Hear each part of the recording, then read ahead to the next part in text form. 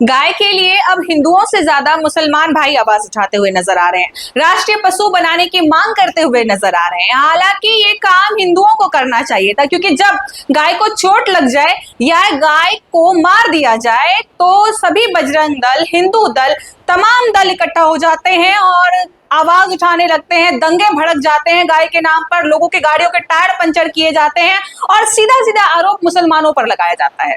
लेकिन अभी जो तस्वीर मैं आपको दिखा रहे हैं उस तस्वीर को जरा देखिए। ये सभी जितने भी लोग आपको नजर आ रहे हैं इस वीडियो में, वे सभी के सभी मुसलमान हैं और राजधानी दिल्ली से बकरीद की नमाज के बाद सभी ने एक मोर्चा निकाला है ताकि गाय को राष्ट्रीय पशु घोषित कर दिया जाए। सभी के हाथों में आपको बड़े बड़े पोस्टर नजर आ रहे होंगे जिन पर साफ साफ लिखा है कि गाय को अब राष्ट्रीय पशु बना देना चाहिए।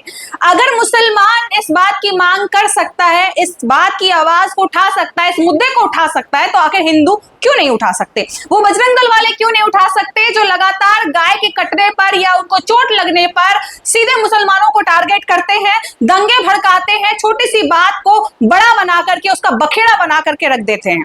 आखिर वो लोग आवाज क्यों नहीं उठा रहे हैं? अभी हम बंगाल की बात कर लेते हैं। जब गायों को, भैंसों को मार्केट में ले जाया गया बेचने के लिए तो सभी मुसलमानों ने खरीदने से मना कर दिया। तो उन सभी को बेचने वाले सभी के सभी हिंदू थे वहां पर।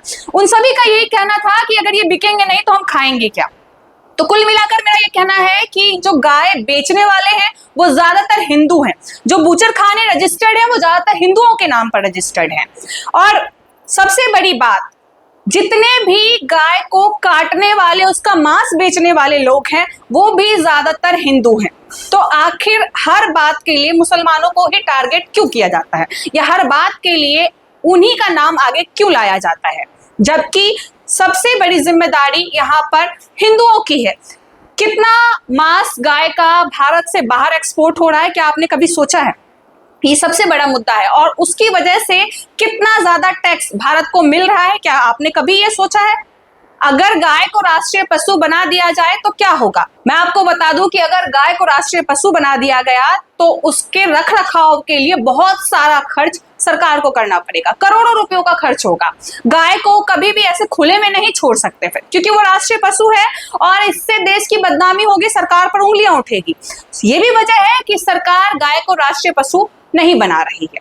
अगर राष्ट्रीय पशु बना दिया तो वो कभी खुले में नहीं घूम पाएंगी। उनके लिए रखरखाव के लिए, उनकी देखरेख के लिए प्रॉपर इंतजाम सरकार को करना पड़ेगा, जिसमें लाखों अरबों रुपयों का खर्च होगा और वो सरकार नहीं कर रही है। केवल उनके मांस को एक्सपोर्ट करके सालाना अच्छा खासा टैक्स ले रही है, अच्छी खासी कमाई कर रही है।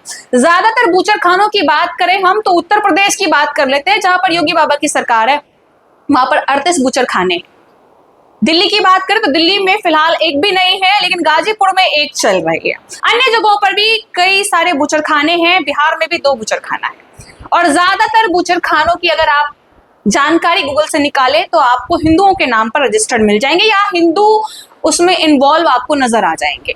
तो सारी जिम्मेदारी केवल एक धर्म पर ही क्यों, और सारी बातों को लेकर एक ही धर्म को क्यों टारगेट करना? अब जिस तरीके से मुसलमान भाई लगातार आवाज उठा रहे हैं कि गाय को राष्ट्रीय पशु बना देना चाहिए, मुझे लगता है कि अब सरकार को ये बात मान लेनी चाहिए। गाय हमारी माता है और माता के लिए सरकार इतना कर ही सकती है, क्योंकि गाय के नाम पर कई बार वोट मांगे गए, गाय की सुरक्षा के नाम पर कई बार बड़ी बड़ी बातें की गई है। अभी बंगाल की ही बात कर लेते हैं, जहां पर यह कहा गया है कि 14 वर्ष से ऊपर की जितनी भी गाय होंगी उनको काटने की अनुमति है, लेकिन उनसे कम उम्र की गायों को काटने की अनुमति नहीं है। मैं पूछती हूँ, अगर वो आपकी माँ है तो क्या आप अपनी माँ के लिए भी ऐसा कह सकते हैं? मैं खुद एक हिंदू हूं और मुझे नहीं लगता कि ऐसा कहना कहीं से भी सही है। जब तक गाय आपको दूध दे सकती है, जब तक गाय आपके काम की है, तब तक वो आपकी माता है। आप उसको पूजते हैं, उसके लिए दंगे करते हैं, लेकिन जैसे ही उसकी उम्र बढ़ जाती है, उसके बाद वो आपके काम की नहीं रही, तो आप उसे ले जाइए, उसे काटिए, उसके मांस को एक्सपोर्ट कीजिए। ये कहीं से भी जायज नहीं है। खैर, इस वीडियो को लेकर कि आपकी क्या राय है कमेंट में जरूर बताइएगा।